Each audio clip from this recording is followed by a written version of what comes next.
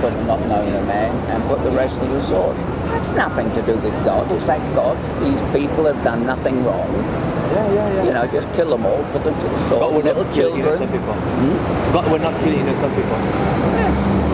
I agree with you. To be honest, if someone put a gun to my head and choose another religion, I would choose the Buddhist. Buddhism, yeah. They don't try to push anything, and I mean Christianity does at a time, the Israelis do, and so does all religions trying. But they just believe the basic rules, you know, don't steal from your neighbour, don't kill people, you don't have to make a big show about it. You know, that to me is common sense. I'm previously I'm a Buddhist. I need little.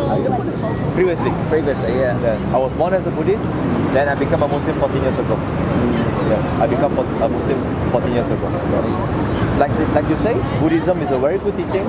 Talk about the 5 precepts: do not kill, do not steal, do not lie, do not misuse sex, do not consume alcohol, which is very good. Okay, which is very good.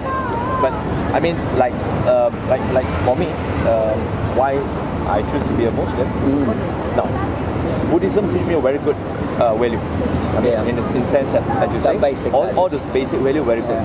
But there is one key thing which is missing. Like for me myself, I believe there is a God. In which you believe too.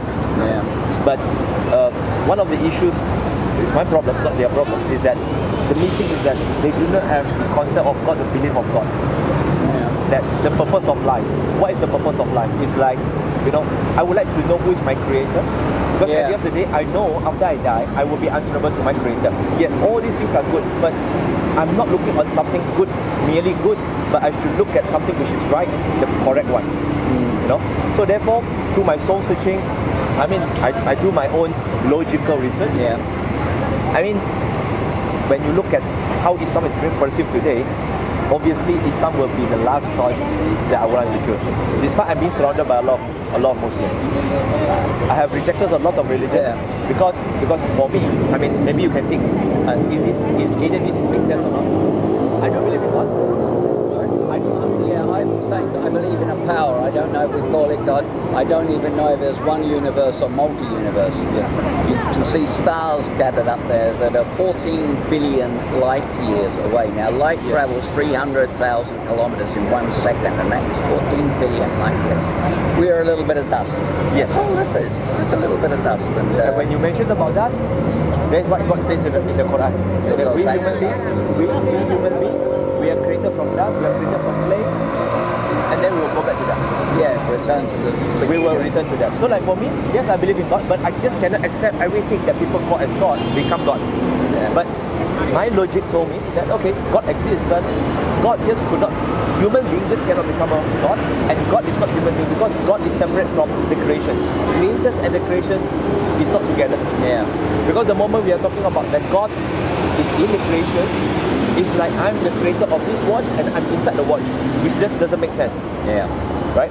So during that time, I mean, my personal view is that I have rejected most of the religion in Malaysia. Because most of them, there is a belief that God in the form of man or in the form of creations. But you look what the Christians have done under Catholic on all these recent sex scandals. Thousands and thousands of children are sexually abused, you know. And you can go through most religions and you can find things that are difficult to answer. Now, have you ever watched this show?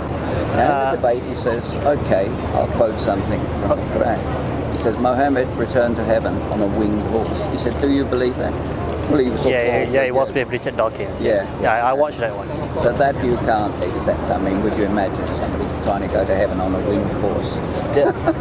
You see, for us it's like, yes, this is like a winged horse. What we're talking about winged horse is like something unimaginable.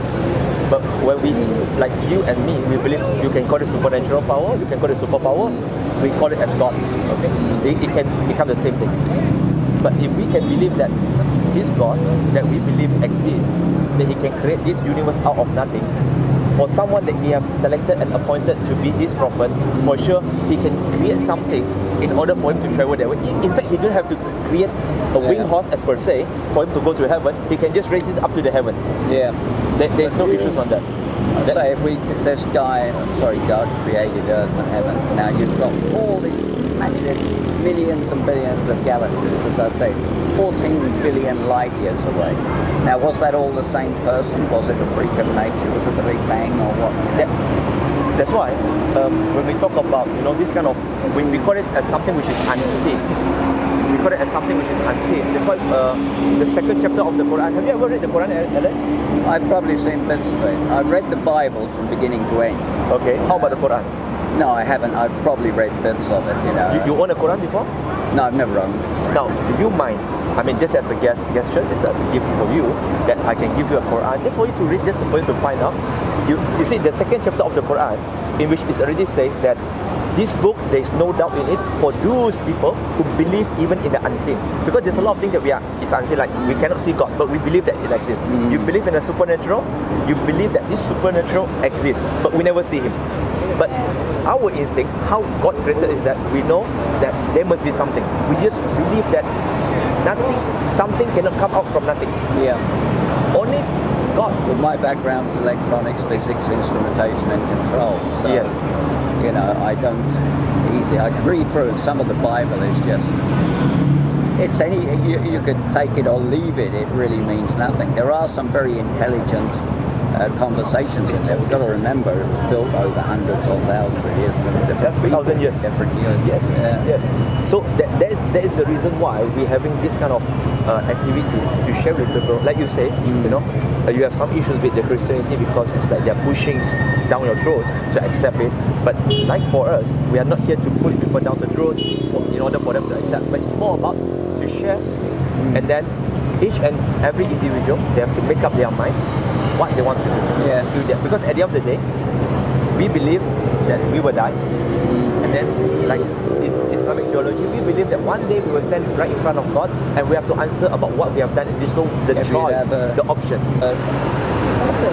I look at religion from that. There's no perfect answers. He's got his view, and some of them are very eccentric. They really want people. The most important thing when we are looking at anything, like for example, you're in engineering, you look at the foundation, you look at the formulas, how to come up with certain things. Like for example, in religion, it's also quite straightforward in the sense that we look at the earlier source.